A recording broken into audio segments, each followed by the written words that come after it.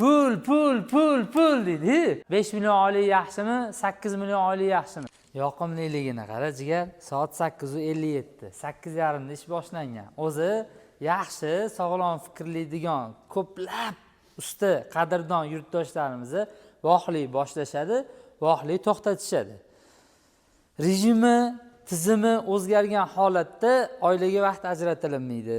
Odam o'zini ustida ishlanmaydi. Kitob o'qishga yoki bo'lmasa qanaqadir narsalarga kechqurungi holatda quvvat qolmaydi. Shuning uchun eng zo'r variant ertalab ishlash, kechqurun dam olish. Nimagaki tunlarni orom olishlik uchun qilinganda o'zi aslida. Yana bitta bugungi mavzuyimizni orada boshida media haqida gapirdik. 20 yillik opiti bor odam mediasiz hozir ancha chekka chiqib qolyapti degan mavzu bo'ldi. Ikkinchi masala, yana nima bo'ldi? Ikkinchi masala kim esla oladi? Shogirdlik bo'yicha bo'ldi. Ya'ni shogird o'zini qanaqa tutish bo'yicha. Orada keyin yana bolalarga ishga bo'lgan ishtiyoq, media haqida yana bo'ldi. Bugungi mavzuyimizni ishchi qadriga yetish to'g'risida qisqacha bo'ladi, xudo xolasa. Ustachilik qilyapti. Endi men ustaman-da. Ustani usti zo'r tushunadi. Haqiqatdan hamma soha egalari bir-birini ichki chekinmalarini, ichidan o'tgan narsalarini zo'r tushunadi. Mobilograflarni zo'r tushunadi. Bu hozir nechidir minut, nechidir soat addushimani olyapti. Nima ko'raman, bitta kasaki bo'lsa, bo'lmabsan deyveraman. Lekin qancha mehnat qilgan bo'ladi o'zi aslida. O'shaning uchun bizga berilayotgan imkoniyatlarni qadriga yetishimiz kerak. Shukrini ado etishimiz kerak. Shukr deganda faqatgina og'zaki shunchaki shukr emas, uni mehnat bilan ko'rsatib berishimiz kerak mijozlarimizga. Hani o'zim bilan o'zim gaplashayotgandek bo'lmaydi, unda odamlarni ko'rsatib qo'y. Haqiqatdan odamlar bor bu yerda. Haqiqatdan odamlar bor. Odamlarga gapiryapman. Ishchi qadriga yetishimiz kerak jigarlar. Ishsiz o'tirib qolganda odam o'zi sekin tupikka kirayotganini, kunlik rasxodlar chiqmayotganligini ko'rsa, o'zi siqilishni boshlaydi. Shuning meni xazina qadrimga yetinglar. Bu natijaga erishish uchun 10 yil mehnat qilindi, alhamdulillah.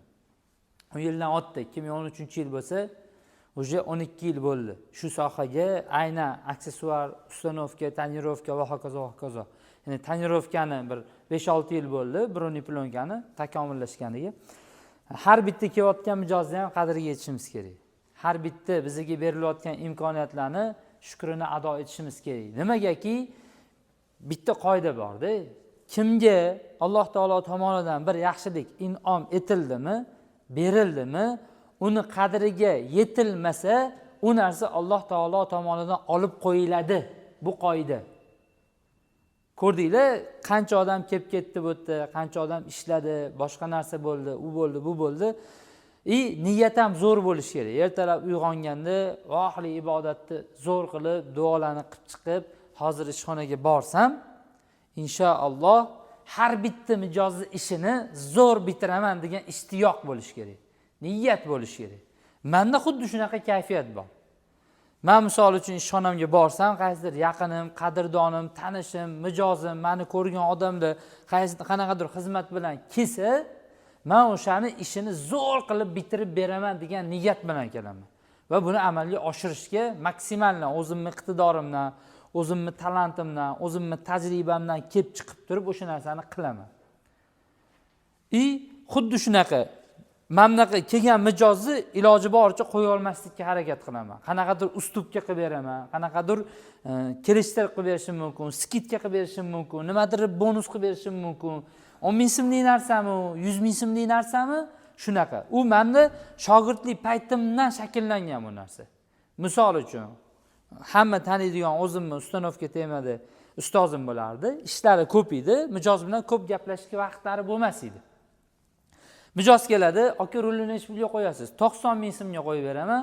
Aka kelishtirib bering desa, yo'q derdilar. O'sha 90 ming haqiqatdan o'sha tiralgan narsa edi.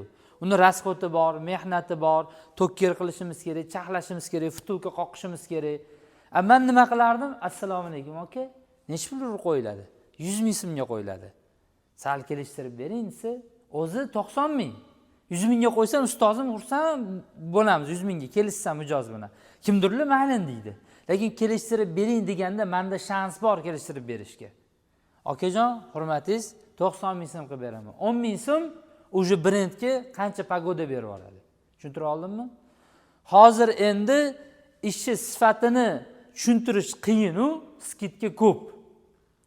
Shuning uchun men unaqa ko'p skidga qilmayman. Ishchi sifati gapirsin deyman. Har bitta mijoz kelganda haqiqatdan o'sha ishchi, har bitta odam o'zini mehnatini qadrlab, mijozi kelganligini qadrlab, bu ish menga keldi, Alloh taolo tomonidan berilgan bitta imkoniyat. Bu ishni men sifatli qilsam, menga halol rizq keladi, cho'nchigimga pul kiradi. Pul kirgandan keyin ro'zg'or, ota-ona, ahliya, farzand, bola-chaqa, kasha, pampers hammasi muammolar hal bo'lishi uchun birinchi o'rinda har bitta ne'matga shukr keltirishimiz kerak va hech qachon mehnatdan qochmasligimiz kerak. Jigarlar, jon jigarlar, u oxirgi momentlarda hamma tez boyib ketishi harakatini qiladi. Yo, hamma ustachilik qilayotgan, endi ish o'rganayotgan bola. Firdavs tez boyishning iloji yo'q, ukajon. 40 kun bo'ldimi, 35 kun bo'ldimi, tez boyishning iloji yo'q, ukajon. Tushuntira oldimmi? Uzluksiz mehnat qilasan, ko'p yil mehnat qilasan, pulni o'zi seni qidirib keladi, sen to'g'ri bo'lsang.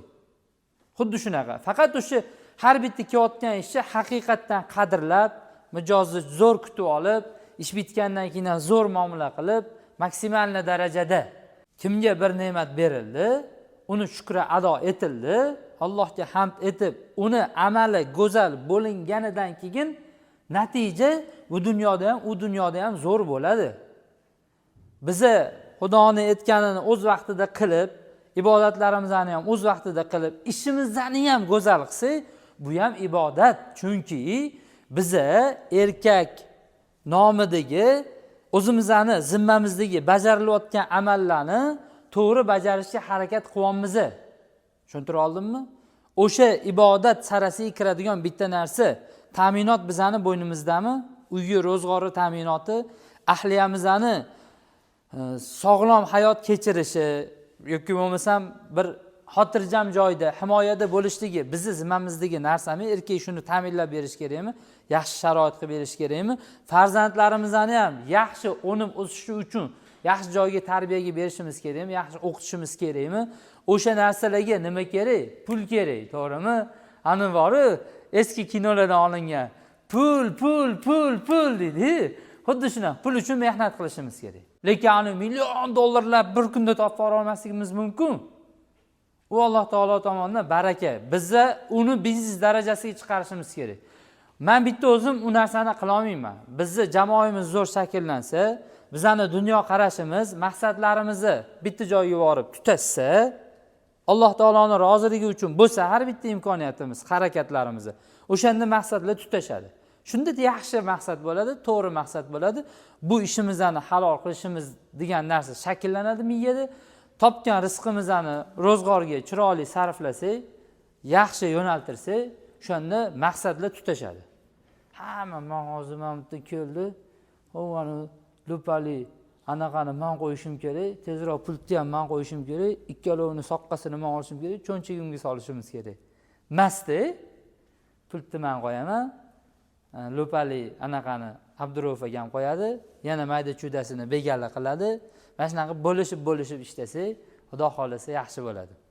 O'zi ikkita odamga ish bor edi. Endi u kammi fikri nimaga o'zgaryapti bilmayman. Hammaning o'ziga yarasha dunyo qarashi bor. Shuning uchun har bitta imkoniyatni qadriga yetaylik. Jigarim 5 million oylik yaxshimi, 8 million oylik yaxshimi? 8 million yaxshiroq. Agar u to'g'ri bo'lsa, u ham to'g'ri bo'lsa. Faqatgina o'zing meni hayotimda ko'rdingmi, qancha imkoniyatlarni chekkiga surilganligini. O'shaning uchun hammamiz mehnatni zo'r qilishimiz kerak, qochmasligimiz kerak. Kecha senga bekorga aytmadim-da, aka, o'rtoqni palonchaki ketdilar ishdan. Ko'proq mehnat qilaylik. Komfortuning shunaqa brend qilaylikki, iloji boricha o'lmaydigan brend bo'lsin. Kerak bo'lsa bizning zurriyotlarimiz shu yerdan foydalansin. Inshaalloh biz qaraganimizda ham agar o'g'illarimiz, farzandlarimiz ustachilik tanlasa, ularga imkoniyat qilib beraylik. Shu brend bo'lib qolsin. Qaysidir filialni, qaysidir tizimni, qaysidir bo'limni boshqarsin kerak bo'lsa kelajakda. Shunaqa qilsa bo'ladi. Faqat jamoa zo'r bo'lishi kerak. Har bitta imkoniyatni qadriga yetishimiz kerak. berilayotgan imkoniyatni shukrini ado etib mehnat qilishimiz kerak. Hammaga rahmat, salomat bo'linglar. Tushunarli bo'ldi degan umiddaman. Diqqat bilan qarabsan.